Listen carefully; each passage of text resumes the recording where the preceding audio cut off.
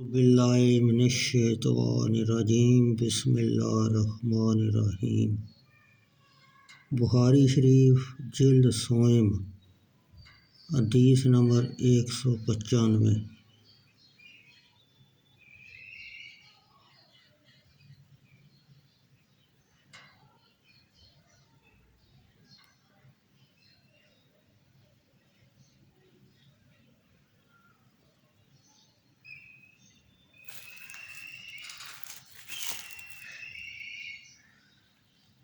قاسم بن محمد بن ابو بکر صدیق نے ام المومنین سیدہ عائشہ رضی اللہ تعالیٰ عنہ سے روایت کی کہ نبی اکرم صلی اللہ علیہ وسلم جب سفر کے لیے نکلتے تو اپنی ازواج مطہرات کے درمیان قرا اندازی فرماتے۔ ایک دفعہ قرہ ام المومنین حضرت عائشہ رضی اللہ تعالیٰ عنہ اور حفصہ رضی اللہ تعالیٰ عنہ بنت عمر کے حصے میں آیا۔ نبی اکرم صلی اللہ علیہ وسلم کی عادت مبارکہ تھی کہ جب رات ہوتی تو ام المومنین حضرت عائشہ رضی اللہ تعالیٰ عنہ کے ہمراہ باتیں کرتے ہوئے چلتے۔ ام المومنین حضرت عائشہ رضی اللہ تعالیٰ عنہ کی غیرت کی وجہ سے ام المومنین حضرت حفصہ رضی اللہ تعالیٰ عنہ نے ام المومنین سے کہا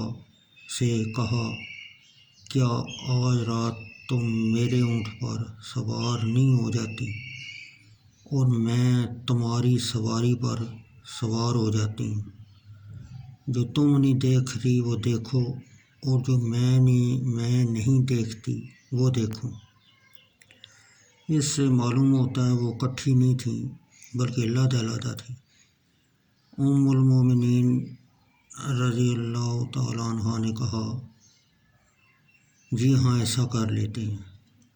جب ام المومنین حضرت حفصہ رضی اللہ تعالیٰ عنہ کا آپ صلی اللہ علیہ وسلم کو دیکھنے کا شوق دیکھا، وہ ایک دوسرے کی سواری پر سوار ہو گئیں۔ نبی اکرم صلی اللہ علیہ وسلم ام المومنین حضرت عائشہ رضی اللہ تعالیٰ عنہ کے اونٹ کے پاس آئے۔ کیا دیکھتے ہیں کہ اس پر ام المومنین حضرت حفصہ رضی اللہ تعالیٰ عنہ سوار ہیں۔ اس روایت میں مذکور نہیں کہ آپ نے حضرت حفصہ سے کوئی بات چیت فرمائی۔ آپ نے ان کو سلام دیا، پھر چلتے رہے حتیٰ کہ ایک جگہ اترے اور ام المومنین حضرت عائشہ رضی اللہ تعالیٰ عنہ نے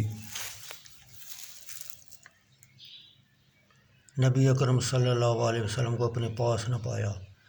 جب لوگ اترے تو ام المومنین حضرت عائشہ رضی اللہ تعالیٰ عنہ نے اپنے دونوں پاؤں اذخر گھاس میں کر دیے، شاید کہ اس جگہ اشرات بکثرت تھے، اور کہتی تھیں میرے رب مجھ پر بچھو اور سام مسلط کر دے جو مجھے ڈھانس لیں۔ یہ اس لیے کہ کیونکہ ام المومنین نے یہ پہچان لیا کہ انہوں نے حضرت حفصہ کی بات مان کر گناہ کیا ہے۔ ام المومنین کہتی ہیں میں نبی اکرم صلی اللہ علیہ وسلم سے کوئی بات بھی نہیں کر سکتی تھی۔